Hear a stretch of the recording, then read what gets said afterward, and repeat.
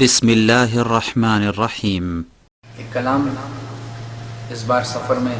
اکثر ساتھیوں کو بار بار سناتا ہے تو شاعر مدینہ منورہ سے اپنی نسبت کا اظہار کرتا ہے علی صاحب الصلاۃ والسلام۔ ایک دو شعر ہیں اردو میں بڑے ہی پیارے، تو شاعر نے کہا میری نسبت مدینے سے یوں ہی نہیں، میرے آقا کا روضہ مدینے میں ہے صلی اللہ علیہ وسلم۔ میری الفت مدینے سے یوں ہی نہیں، میرے آقا کا روضہ مدینے میں ہے، میں مدینے کی جانب نہ کیسے کھینچوں، میں مدینے کی جانب نہ کیسے کھینچوں، میرا دین اور دنیا مدینے میں ہے، میرا دین اور دنیا مدینے میں ہے۔ اور پھول ہوتے ہیں نا، پھول ورد ازہار، یہ اعتراف کر رہے ہیں، اور کس بات کا اعتراف کرتے ہیں؟ عجیب شعر کہتا ہے پھول کھلتے ہیں پڑھ پڑھ کے صلی علی،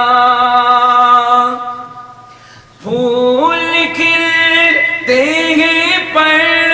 پڑھ کے صلی علی،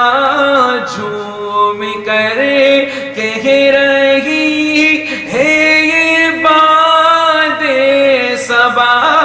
جھوم کر کہہ رہی ہے یہ باد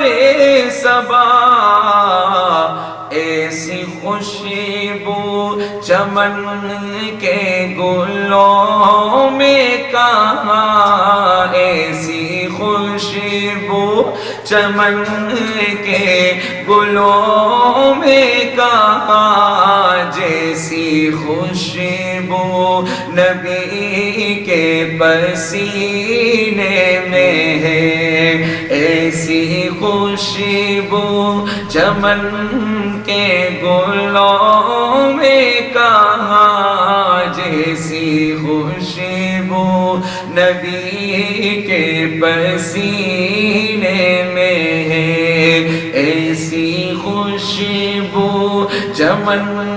کے گلوں میں کہاں، جیسی خوشبو نبی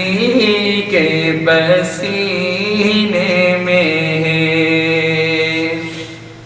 اسی طرح شاید جب محبت میں بے چین ہوا، ایک اللہ کی محبت، ایک اللہ کے حبیب صلی اللہ علیہ وسلم کی محبت، اب جب بے چین ہوا تو بے چینی کے عالم میں اس نے ایک دعا کی، اور اللہ تعالیٰ تو فرماتا ہے اجیب دعوت الداعی اذا دعانی، ہر کسی کی سنتا ہے۔ تو شاعر کہتا ہے ایک ہے جنت تیری، ایک ہے حجرہ تیرا، ایک ہے جنت تیری، ایک ہے حجرہ تیرا، میرے مولا بتا اب میں جاؤں کہاں، میرے مولا بتا اب میں جاؤں کہاں، بھیج دی رب نے جنت اسی حجرے میں، بھیج دی رب نے جنت اسی حجرے میں، امی عائشہ کا حجرہ مدینے میں ہے، بھیج دی رب نے جنت اسی حجرے میں، امی عائشہ کا حجرہ مدینے میں ہے، میں مدینے کی جانب نہ کیسے کھینچوں، میرا دین اور دنیا مدینے میں ہے،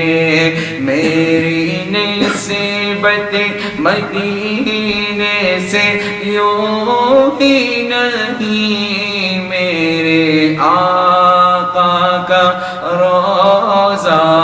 مدینے